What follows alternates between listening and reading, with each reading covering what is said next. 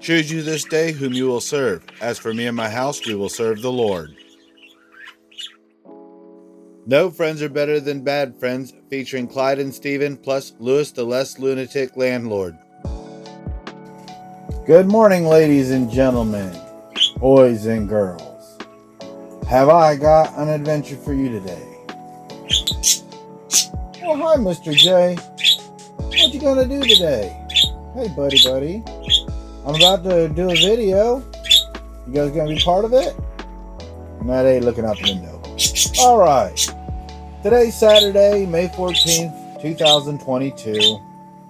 I've been having all these interesting things going on with my landlord, and my best friend set me up with this landlord, and it didn't work out. So now we're trying to get with one of his other friends and purchase some property. And this is actually two parts. Let's go ahead and start off with first thing. Yesterday I did the Lewis the Landlord part 6, and in all fairness, Lewis hasn't mentioned anything from yesterday about the raising the rent encounter with his mom a few days ago. He genuinely hasn't acted in a negative way at all. In fact, continuing the overall improvement in attitude towards me. My conclusion is the two never conspired together, and this was solved between us privately. Remember, they weren't getting along, and she was freaking out and was probably hoping I could solve her problems. Had they been conspiring, though, the outcome is still the same. It's resolved without any more backlash. Nothing but, perceived improvement. After getting done at the soup kitchen today, I went over to drop off a meal at Joanne's for donation, and she seemed to be at peace with me. Like the encounter that turned hostile a few days ago, it had never happened. We were getting along well again. Well, for now anyways. So now my best friend wants my help this evening. He says he needs a witness because he's worried about a possible altercation with his landlord. He's having trouble with his as well. Is he bad at picking landlords, or is there something else afoot, or maybe both? Let's see. His power, his electricity, actually did get disconnected today. But his landlord still has electricity, so it's not a billing issue, it's a retaliatory issue. That's what I've gathered. And I believe he's more or less admitted. But I needed the details before making a decision to play security guard with my disabilities. Remember, I'm socialized anxiety disorder and emotional regulation disorder, and fall out from seizures from it and everything. But anyway, should I go and play security guard with my disabilities for my best friend? We'll call him Clyde. Me and Clyde have been wanting to get property together for years, and now he's got another friend who wants to get in on this idea of purchasing property together. This third potential investor really wanted to meet me and sounded like he was working for a paycheck. I keep suggesting, that he get along with his landlord until we can get the property figured out. That's kind of a rule, right? But anyway, so at the time, I believed Clyde was at least making what he spent doing local labor work. So I got a little excited, picturing this third person to be well off, driving around in a pickup truck with tools, leading a crew. We'll call this guy Steve. Finally, our schedules collided last week, and I finally got to interview Steven. He was not at all what I expected. In fact, it was so negative, I began to think less of Clyde. Now that I reflect, Clyde did introduce and uplift Lewis, my current landlord, to me. And look how much psychopathy I'm stuck with solving or living with. Well, Steven's problem seems to be with hard drugs. When he showed up to Clyde's in a modern front-wheel drive crossover, he was shaking. We all sat down, and I saw a slightly obese person who was more attentive to getting or exchanging a hypodermic needle from Clyde, unfortunately. When I'd force us to focus on property funding, he had no game plan, and I sensed I'd be the only one with any large amount of money to invest anytime soon. With talking to him, I decided to continue paying my rent instead of putting that money towards investing in property right away. I told him I'd keep a deposit and save a little each month, and we'll try again in a few months. Stephen finally agreed and left a short time later to get back to work. In the end, I'm told that it's not what it seems when the issue of the obvious elephant in the room came up. And honestly, I don't even think I showed any attention to the whole ordeal. I just analyzed the behavior, emotionless, trying to use the proper topics, focusing ability as the actual thing to be judging at this point. It wasn't a complete failure, but I lost, it wasn't a complete failure at conversation, but I lost all confidence in Stephen being able to properly manage money or a property. I can admit that what I saw going on in front of me may be nothing more than pain management for the individual. It may not have crossed the line into dependency, but if it hasn't, it sure seemed awfully close to me. Shortly after Stephen left Clyde's, Clyde asked me if I wanted a line of meth, showing me a small tray with some white powder. I brought some medical marijuana with me and was generally offering it to him to enjoy with me the entire time. So when he did that, I shook my head in shame on the inside, as I, on the outside, kindly declined, mentioning I was bummed to see him messing around with that stuff. Clyde told me he didn't spend any money on it and it, quote, helps him get the job done. Just having the needle and the meth around is so many red flags, it's not funny to me. So, back to today in the timeline with me stopping by Clyde's after church with a meal. Because remember, the previous storyline was from last week when I first met Stephen. Today, as I'm arriving at Clyde's, I pull up to Stephen walking up the driveway. I don't notice his car nearby, but I wasn't really paying attention. I didn't pay him too much attention, just a casual hello as I drive by. I pull up to Clyde's RV. It's looking more upscale and cleaned up with a big porch made out of tarps. Even though they're only tarps, it's a big improvement. However, the spiritual atmosphere was dirty and devolved. The electricity was disconnected. Despite the explanation of just paying the rent of $300, she just disconnected it earlier.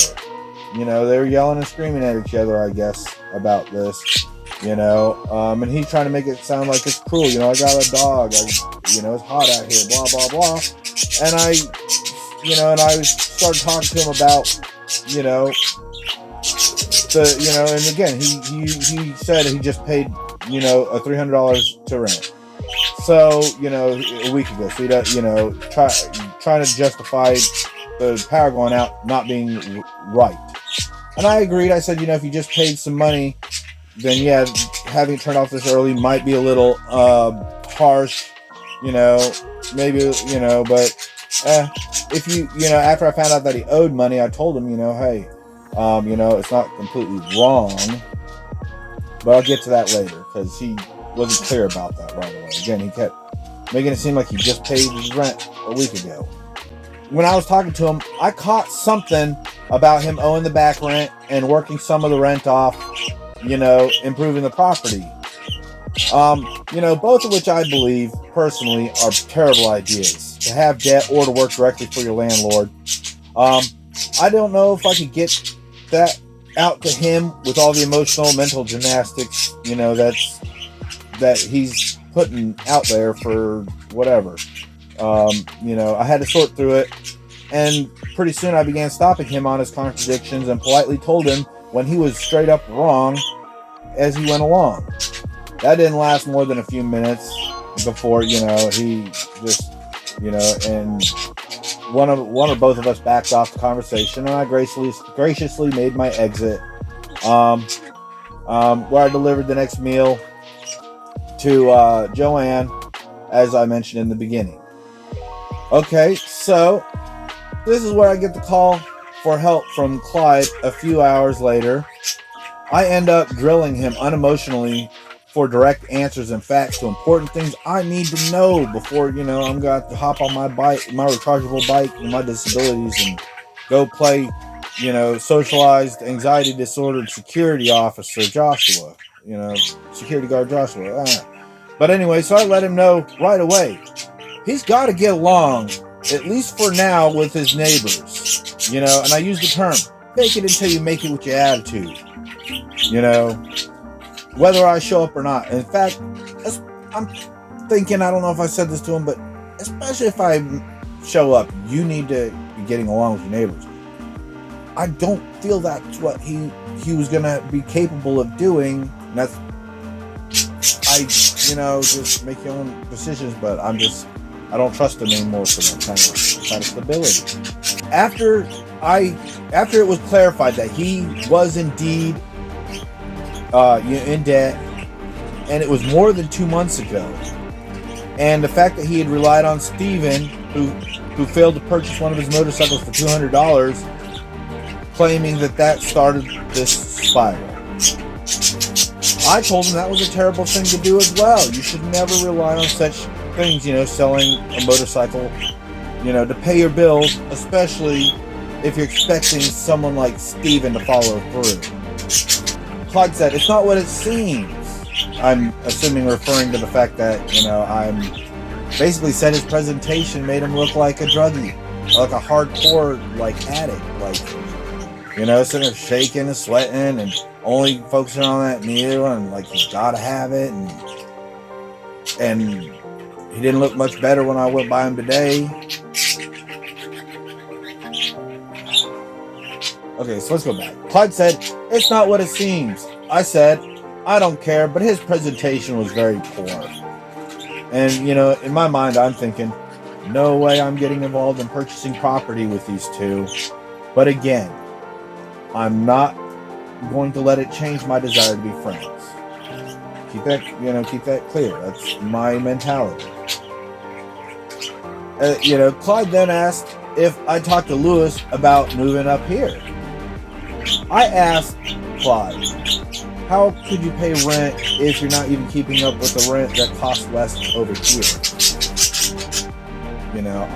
My mind is saying, sounds like another use and abuse situation, or fake it till you make it, but not for the right thing. You'll never make it faking it like that. I don't know if I made this clear to him, but it's very clear to me, I don't want him around. I don't want him as my neighbor, stressing out my landlord, because it's bad enough already. And I worry about him being a beggar and it becoming a nuisance. Okay? Honestly, my landlord and his mom don't beg. They just occasionally insanely demand an insane amount of undeserved retribution. So, I never agreed to help him out by talking to Lewis, and I left. So on this call, hours later, I began clearly explaining that I agree I haven't got to know Steven, but so far it seems like someone I shouldn't. At this point, I've already told him earlier that he's made several bad choices that has led him up to this catastrophe. I explained it, the same ones to him mentioned earlier, and but after not supporting him and speaking the truth fully about the negative issues, he told me he was getting angry with me, particularly about my negative perception of Steven. He's also angry with his landlord, his neighbors now, and even Steven seems like he won't stick around. Well, now he's angry at me. I think he's angry at everybody but the person he actually should be angry with. The reality is he needs to be angry with himself. He owns a dog, but he can't afford dog food, and now his AC's not running.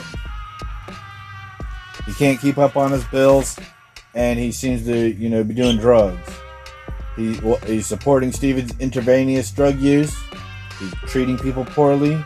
He's getting in with the wrong crowd. He's not taking good care of himself. He's threatening others with physical violence and retaliation. But most importantly, he won't admit to any of this. He should be angry at himself, drop his narcissistic pride, and stop doing hard drugs. The way he defends Steven, it seems like they are best friends. You know, I'd say it's more like best buddies that don't know what real friendship actually is. And unfortunately, I won't be around any longer to offer the opportunity to learn that value from. I've moved on. So what is this catastrophe that he needs a witness for? And that is she gonna show up there with a gun and force him out the door? Which I wouldn't blame her if she did at this point. From what I'm gathering, you know, I would blame her, but all right, let's try again. So anyway, what is this huge catastrophe? Is he getting forced out of his place by gunpoint?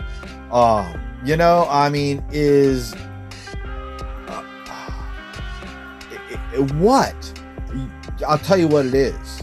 His landlord is yelling at him about the undue rent, and he's yelling back at her, and I guess she wants him out or just catch up on the rent, but to force him to do something more than nothing, she disconnected his power. And he wants me there because I guess he wants to confront her to force her to turn the power back on. And I told him again and again, be nice, suck it up, be nice. You know what I'm saying? You kind of messed up there. You even admitted to me that you messed up. We agree that it's not polite and it's harsh for her to have unplugged the power after supposedly giving her, you know, the value of $300 towards rent. But again, that's the problem with working for your landlord is, you know, you're saying that it doesn't seem like it counts or something. Should have got some cash and paid and got a receipt. You know, so that's what it is. He wants me there so he feels like he's got somebody on his side when he yells at her to turn the power back on. I told him at the end, I said, you're on your own, guy. You know what I'm saying? You're angry at me now for this, you know. Or maybe I didn't even say that. He started saying, so blah, blah, blah, blah, you know. He's like, and thank you for, you know, not da da da. And I'm like, you're welcome. So what you need is, you know, I didn't get the chance to say that, but you know, this is what you need. Take care of it yourself, you know. Of course, he sent me 10 or 15 texts. I imagine. I don't know. I heard the first text go off. I didn't get up to check it. I don't care. This is the best thing to do. And whether or not he straightens out or not, we're not friends. I don't believe he knows how to be a friend, and therefore we're not friends. Yeah, I don't think he can be friends. So, you know, it's not me. All right, everybody. See y'all next time. All right, as I pull up today, are you quite done yet? Any day now. All right, if you say so. All right, today as I pull, Answer the phone, Joshua.